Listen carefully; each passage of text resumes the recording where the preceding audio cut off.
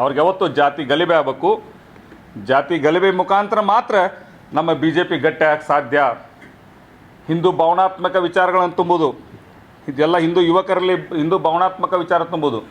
ಮತ್ತು ಒಂದು ಗದ್ದಲಾದರೂ ಒಂದು ದಿವಸ ಪ್ರಹ್ಲಾದ್ ಜೋಶಿ ಅವ್ರ ಮ್ಯಾಗೂ ಕೇಸಿಲ್ಲ, ಇವ್ರು ಒಬ್ಬರ ಮ್ಯಾಗೂ ಕೇಸ ಇಲ್ಲ. ಇವ್ರ ಮ್ಯಾಗ ಯಾಕೆ ಇವನ್ನೆಲ್ಲ ಉಳಿದಂಥ ಹಿಂದೂ ಯುವಕರ ಮೇಲೆ ಇದನ್ನೆಲ್ಲ ಮಾಡಿಸ್ತಾರೆ? ಈ ಸದ್ಯ ನಮ್ಮಲ್ಲೇ ಇವರು ನಮ್ಮ ಕ್ಷೇತ್ರದಾಗ ಮಾಡಿದಂಥವು ಈ ಸದ್ಯ ಕೋರ್ಟ್ನಾಗ ಕಮ್ಮಿ 60 ಹುಡುಗರ ಮೇಲೆ, ಇವತ್ತು 64 ಹುಡುಗರ ಮೇಲೆ ಕೇಸ್ ಅದಾವೆ.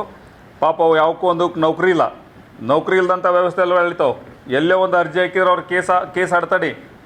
ಮೊನ್ನೆ 3 ಮಂದಿ ಅದ್ರಾಗ ಪೊಲೀಸ್ ಕಾನ್ಸ್ಟೇಬಲ್ ಸೆಲೆಕ್ಷನ್ ಆದರೂ ಕೂಡ 3 ಮಂದಿ ರಿಜೆಕ್ಟ್ ಆದ್ರಿ.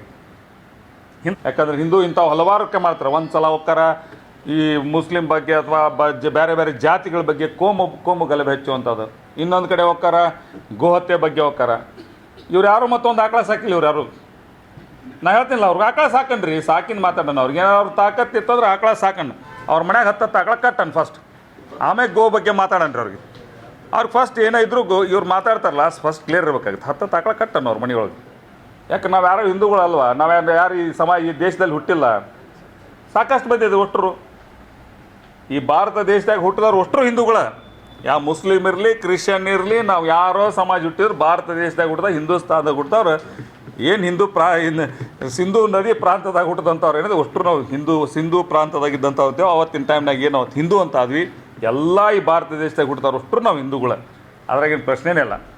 ಅದ್ರಾಗ ವಿಭಿನ್ನವಾಗಿರ್ಬೋದು ಅಷ್ಟೇ. ಇವರು ತಾವ ಹಿಂದೂಗಳಂತೇಳಿ ಬ್ರ್ಯಾಂಡ್ ಏನು ಹೊಡ್ಕೊಂಡಿಲ್ಲ ಇವರು. ಅವರಷ್ಟೇ ಹಿಂದೂಗಳಷ್ಟೇ ಏನು ಬ್ರ್ಯಾಂಡ್ ಹೊಡ್ಕೊಂಡು ಇವರು ಬಿ ಜೆ ಪಿಯಾಗ ಅಷ್ಟೇ ಇಲ್ಲ. ಇವರು RSSನಷ್ಟೇ ಹಿಂದೂಗಳಲ್ಲ, ಬಿ ಜೆ ಪಿಯವ್ರು ಮಾತ್ರ ಹಿಂದೂಗಳಲ್ಲ.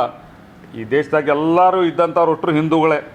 ಅವ್ರಿಗೆ ಕಲ್ಪನಾ ಇರಲಿ. ಯಾಕಂದರೆ ನೀನು ಕೊಟ್ಟಂಥ ಸ್ಟೇಟ್ಮೆಂಟು ಅಥವಾ ಬೆಂಕಿ ಹಚ್ಚುವಂಥ ಕೆಲಸ ಇದನ್ನು ಬಂದ್ ಮಾಡಲಿ ಅವರು.